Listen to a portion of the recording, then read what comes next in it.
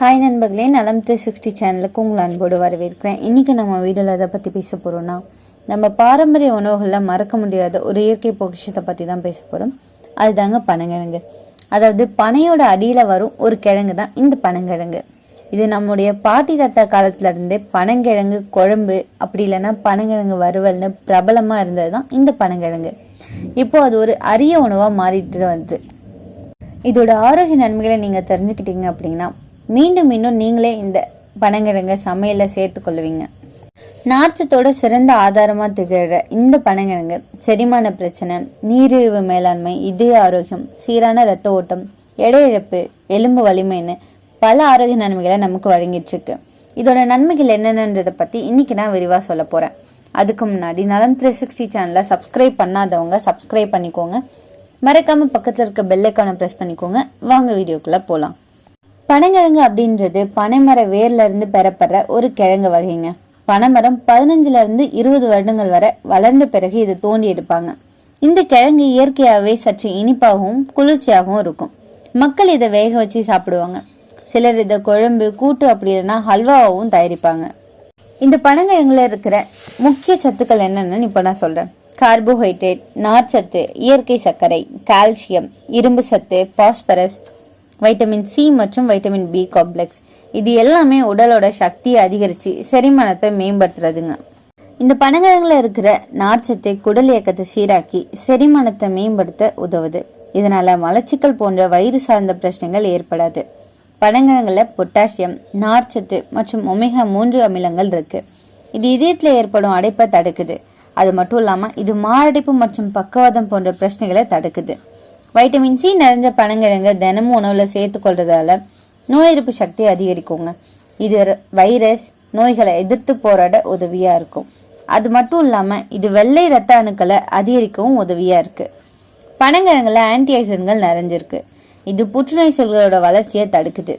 மேலும் இதுல vitamin A, amino அமிலம், புரதம் போன்ற ஊட்டச்சத்துக்கள் நிறைஞ்சிருக்கு. இது புற்றுநோய் அபாயத்தை குறைக்குது. பனங்கிழங்குல நார்ச்சத்து மற்றும் புரதம் நிறைஞ்சிருக்கு. இது வளர்ச்சிதை மாற்றத்தை அதிகரிக்குது. உடல் எடை குறைக்க இது உதவியா இருக்கு. அது மட்டும் இல்லாம உங்களோட நீண்ட நேரம் முழுமையா வச்சிருக்க உதவியா இருக்கு. இதனால நீங்க அடிக்கடி சாப்பிடாம இருப்பீங்க. ஸோ உடல் எடை சீக்கிரம் குறையும். இந்த பனங்கிழங்கு ஒரு சிறந்த நேச்சுரல் கூலர்னு சொல்லலாங்க. கோடை காலங்கள்ல இதை சாப்பிட்டோம் அப்படின்னா உடல் சூடு குறையும். கண்ணெரிச்சல், வாய்ப்புண் இது எல்லாமே குறைக்கும். உடல் வெப்பத்தை குறைக்கிற ஒரு சிறந்த கிழங்கா இது இருக்கு. செரிமானத்துக்கு சிறந்தது. இதில் உள்ள நார்ச்சத்து குடல் இயக்கத்தை சீராக்குது. அஜீரணம், மலச்சிக்கல் போன்ற பிரச்சனைகளை குறைக்குது. பனங்கிழங்குல இருக்கிற இயற்கை ஆன்டி ஆக்சிடென்ட்கள் ரத்தத்தை சுத்தம் செஞ்சு தோல் பிரச்சனைகளை குறைக்க உதவுது. இது ஒரு இயற்கையான எனர்ஜி பூஸ்டருங்க. உடல் உழைக்கும் மக்கள், விவசாயிகள், குழந்தைகள், முதியோர்கள் எல்லாருக்குமே இது ஒரு சக்தி அளிக்கிற கிழங்குன்னு சொல்லலாம். தோல் அழகை அதிகரிக்குது. இயற்கை வைட்டமின்களால தோலுக்கு பளபளப்பை தருது. பனங்கிழங்கை கொதிக்க வச்சு சாப்பிட்டோம் அப்படின்னா தோல் உலர்வும் முகப்பருவும் குறையும். இதுல இருக்கிற கால்சியம் மற்றும் பாஸ்பரஸ் எலும்புகளோட வலிமையை மேம்படுத்துது. முதியோருக்கு இது ரொம்பவே நல்ல உணவுன்னு சொல்லப்படுது. இது இயற்கை இனிப்பு கொண்டதுங்க. ஆனா குறைந்த அளவில் எடுத்துக்கணும் அப்படின்னா சக்தியும் சத்தையும் தரும். இதுல இருக்கிற வைட்டமின் சி உடல்ல நோய் எதிர்ப்பு சக்தியை அதிகரிக்குதுங்க. சளி, காய்ச்சல் போன்ற பிரச்சனைகளை குறைக்குது. மாதவிடாய் சீராகும். பெண்களுக்கு பனங்கிழங்கு ரொம்பவே நல்லது. இதை சீரா எடுத்துக்கணும் அப்படின்னா மாதவிடாய் வலி குறையும். இரத்த சுரப்பும் சீராகும். பனங்கிழங்கு வெந்த தண்ணீரை உடல்ல உள்ள இன்ஃப்ளமேஷன் குறைச்சி மூட்டு வலி மற்றும் எலும்பு வலியை குறைக்கும். இதுலயும் சில கவனிக்க வேண்டிய விஷயங்கள் இருக்குங்க. இந்த பனங்கிழங்கு அளவுக்கு அதிகமா எடுத்துக்கிட்டோம்னா சில பக்க விளைவுகள் இருக்கதான் செய்யுது. ஒரு சிலருக்கு இது செரிமானமாகாத பிரச்சனையை தரலாம். அதனால அதிகமா சாப்பிடக்கூடாது. சர்க்கரை நோயாளிகள் அதிக அளவு எடுத்துக்கொள்ளக்கூடாது. சரியா வேக வைக்காம சாப்பிட்டோம் அப்படின்னா வயிற்று வலி, அப்படி இல்லைன்னா அஜீரணம் ஏற்படலாம். குழந்தைகளுக்கு கொடுக்கறதுக்கு முன்னாடி நல்லா வேக வச்சு அதன் பிறகுதான் கொடுக்கணும். சிலருக்கு அலர்ஜி ஏற்பட்டா உடனே நிறுத்துறது நல்லது. இந்த பனங்கிழங்கை எப்படிலாம் எடுத்துக்கொள்ளலாம் தெரியுமா? கொதிக்க வச்சு காலையில உணவா எடுத்துக்கலாம். பனங்கிழங்கு கூட்டு, குழம்பு வடிவில் கூட நம்ம இதெல்லாம் சேர்த்துக்கலாம். சின்ன அளவுல நெய் சேர்த்து ஹல்வா மாதிரி செஞ்சு சாப்பிடலாம். பனங்கிழங்கு சூப் வடிவில் கூட நம்ம எடுத்துக்கொள்ள முடியும். இந்த பனங்கிழங்கு செரிமானத்தை மேம்படுத்தவும், நீரிழிவு மேலாண்மை, இதய ஆரோக்கியம், எலும்பு வலிமை மற்றும் இரத்த ஓட்டம் போன்ற பல்வேறு ஆரோக்கிய நன்மைகளை வழங்குது.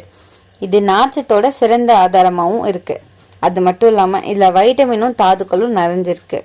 இதுல உள்ள நார்ச்சத்து குடல் அழற்சி, வயிற்று மந்தம், மலச்சிக்கல் மற்றும் செரிமானமின்மை போன்ற பிரச்சனையை தீர்க்க உதவுதுங்க. இது நீரிழிவு நோயாளிகளுக்கு நன்மையை பயக்குது. ஏன்னா இதுல ரத்த சக்கரை அளவை கட்டுப்படுத்த உதவியா இருக்கும். கால்சியம் சத்து அதிகம் இருக்கிறதால எலும்புகளை வலுப்படுத்துது மற்றும் தச வளர்ச்சிக்கு உதவியா இருக்கு. ரத்த ஓட்டத்தை சீராக்கி இதய ஆரோக்கியத்தை மேம்படுத்த உதவுதுங்க. இதுல இருக்கிற நார்ச்சத்து நீண்ட நேரம் பசி இல்லாம இருக்க உதவுது. இது எடை இழப்புக்கு துணை புரியும். வைட்டமின் சி, வைட்டமின் பி மற்றும் வைட்டமின்கள் இதுல நிறைஞ்சிருக்கிறதால இதுல பாதாம போன்ற சத்துக்களும் இருக்கு. உடல் பலவீனமா இருக்கிறவங்க இதை கண்டிப்பா எடுத்துக்கிறது ரொம்பவே நல்லதுன்னு சொல்லப்படுது.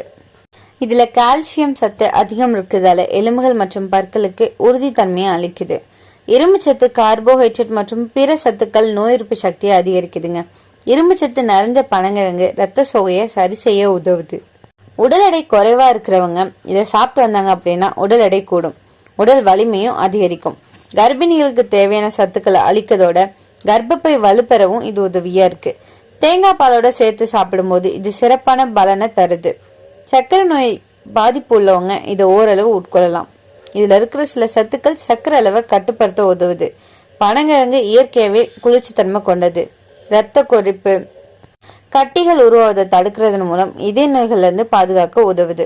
இந்த பனங்கிழங்கு மலச்சிக்கல், உடல் உஷ்ணம் போன்றவற்றை சரி செய்யும். நோய் எதிர்ப்பு சக்தியை அதிகரிக்கும்.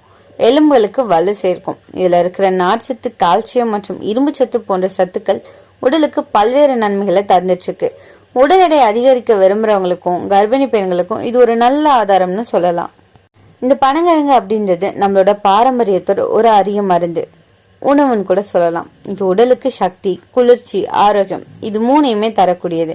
ஆனா எதையும் போல இதையும் அளவா எடுத்துக்கொள்றது முக்கியங்க. இயற்கை உணவை நம்புங்க. உங்க உடல் உங்களுக்கு தேவையான சக்தியையும் ஆரோக்கியத்தையும் தானாக தரும். இன்னைக்கு நான் சொன்ன விஷயங்கள் எல்லாமே உங்களுக்கு ஹெல்ப்ஃபுல்லா இருக்கும்னு நம்புறேன். இந்த வீடியோ உங்களுக்கு பிடிச்சிருந்துச்சுன்னா லைக் பண்ணுங்க, ஷேர் பண்ணுங்க, மறக்காம நம்ம சேனலை சப்ஸ்கிரைப் பண்ணுங்க. அடுத்த ஒரு அற்புதமான வீடியோல சந்திக்கிறேன். அது வரைக்கும் பை.